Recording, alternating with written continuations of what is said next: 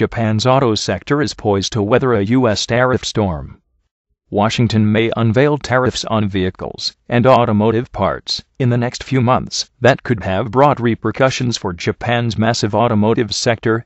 The United States has long been pushing Japan to enter bilateral talks toward a trade agreement, while Japan has been pushing for the United States to reconsider the comprehensive and progressive Trans-Pacific Partnership. The tariff threat may change Japan's opposition.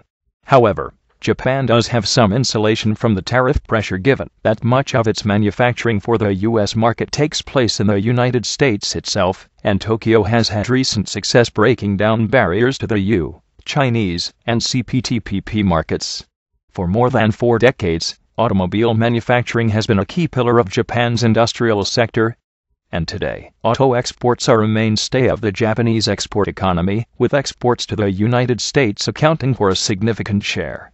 As with all other exporters that ship autos into the U.S. market, Japan's carmakers are facing down the threat of a tariff of up to 25% on their products. But unlike some other auto exporting countries, Japan, which has car manufacturing operations spread across the continental United States, is positioned to absorb some of the damage that auto tariffs could bring. Citing concerns about national security, the White House is considering auto tariffs in its efforts to reduce the overall trade deficit and shore up the U.S. domestic auto sector. The U.S. trade imbalance with Japan, a target of Donald Trump's ire long before he became president, totaled $72 billion in 2017, the third largest of major U.S. trading partners, just behind China and Mexico. The $54 billion trade deficit in automobiles and parts accounts for 3/4 of that overall deficit. Unlike earlier tariffs under Section 232 of the Trade Expansion Act of 1962 that targeted steel and aluminum, these new protectionist measures would target a key manufacturing sector. For the United States, throwing up protectionist barriers to Japanese automotive exports would in some ways serve as a means to an end. The White House has made it clear that the end it seeks would be a bilateral trade agreement with Japan. But Tokyo has maintained stalwart opposition to an exclusive trade agreement, hoping instead to lure Washington back to the multilateral comprehensive and progressive Trans-Pacific Partnership, although that appears to be an increasingly faint prospect. And while the new U.S. threats to the Japanese auto sector may compel it to rethink its resistance to a bilateral deal, Japan does have some insulation, given its strong auto manufacturing presence within U.S. borders, and its recent successes in breaking down trade barriers to other markets. Growing together. Beginning from a low post-World War II level, Japanese carmakers built themselves up on the strength of U.S. military equipment demand and foreign partnerships, initially catering to Japan's nascent consumer market. The period from the mid-1950s to the mid-1970s brought the so-called Japanese economic miracle. The country rode a wave of rapid growth and industrialization to become the world's number 2 economy by 1970. In the mid-1960s, Japan began exporting automobiles at a frenzied pace, which took the country from last place in auto export rankings in 1964, among the 6 leading industrialized nations, to first by 1974, with an output of 2.6 million vehicles per year. By 1970, Japan's automotive sector was responsible for 10% of the country's manufacturing output, and by 1974, 40% of auto production was exported. The U.S. quickly became the top consumer of Japanese vehicles, and oil crises in 1973 and 1979 helped to accelerate that trend. Although the oil shock stalled Japanese domestic demand, the country's automakers aggressively promoted their fuel-efficient vehicles in the United States, pushing sales sharply higher. At about the same time, Japan zeroed out tariffs protecting its domestic automotive sector, but it threw up steep non-tariff barriers to protect it from foreign competition. Today, Japanese carmakers command 96% of the domestic market, a critical sector. Even after economic diversification and its so-called lost decades of stagnation in the Japanese economy, automotive production remained a powerhouse of its manufacturing sector and of the economy as a whole. Exports continued to drive the sector. Japan today is the world's top vehicle exporter, sending abroad 4.6 million vehicles, double that of the next largest exporter, the United States. Motor vehicle manufacturing accounted for about 3.3% of Japan's total gross domestic product in 2016. The impact of trade tariffs would resound through the automobile sector and related industries, which employ upwards of 5 million people, although the portion of the workforce directly exposed to the export market would be closer to 2 million maximum, or around 3% of the working-age population. In 2016, motor vehicles constituted nearly 22% of Japan's total goods exports by value, more than electronics, machinery, or chemicals. Japan's steel and aluminum industries were affected by the same Section 232 tariffs that the United States slapped on its foreign competitors. Japan was the only U.S. ally not to be granted an exception to those tariffs. But since steel and aluminum make up only 4% of Japanese goods exports, they did not affect its economy enough to force Japan to the bargaining table. But since Japanese carmakers are heavily reliant on exports, and the U.S. market is far and away the most important export market for them, there's no guarantee that Tokyo will view auto tariffs the same way if they are imposed. In 2016, the United States accounted for 1.73 million units, nearly 40% of Japan's vehicle exports, and 5% of total exports. This compares to the approximately 1.41 million units shipped to all of Asia and Europe combined. For the United States, Japan is the second largest source of automotive exports, parts and vehicles included, by value, just behind Canada. This heavy reliance leaves Japan vulnerable to tremors in the U.S. market and trends toward protectionism. Preserving this access will be a priority for the Japanese automotive sector, which will become only more reliant on external demand as demographic decline shrinks the Japanese domestic consumer market. Even as global automotive demand rose 4.7% overall in 2016 to 93.86 million units, Japanese domestic sales contracted 1.5% overall to fall below 5 million units. And Japan is bracing for the effects of a long-delayed domestic consumption tax hike that is now expected to take effect in 2019, bringing with it immediate impacts on the economy and making external markets, particularly the United States, an even more critical part of its economy. Japan's built-in resistance to pressure. Past protectionist pushes by the United States prompted Japan to build up a degree of insulation that could help it weather the current tariff threat.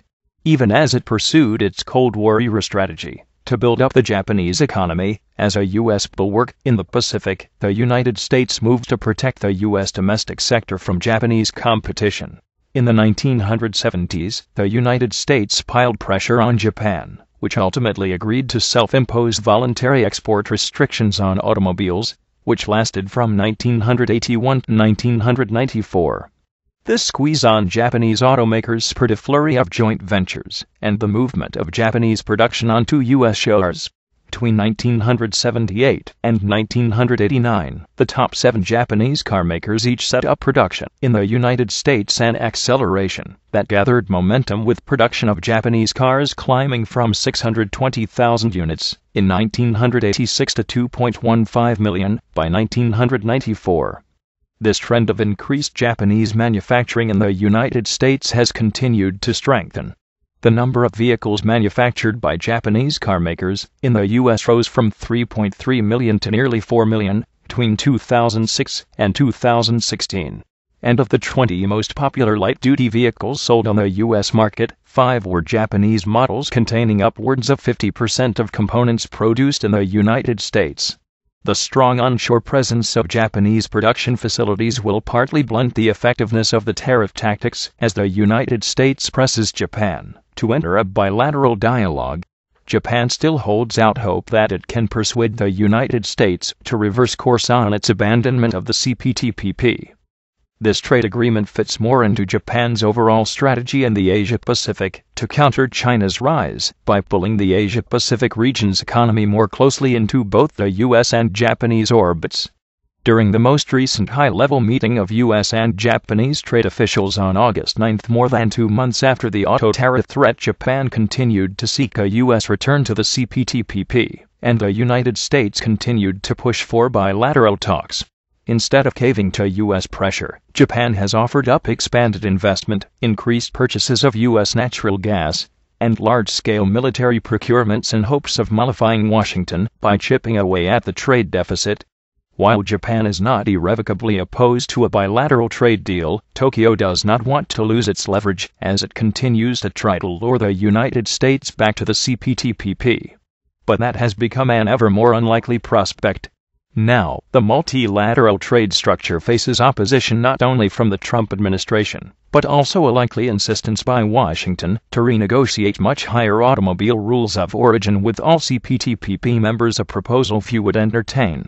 Even if Japanese-U.S. bilateral trade talks did begin, they would take up to a year, giving Japan a great deal of room to negotiate terms that would protect the flow of automobiles into the U.S. market.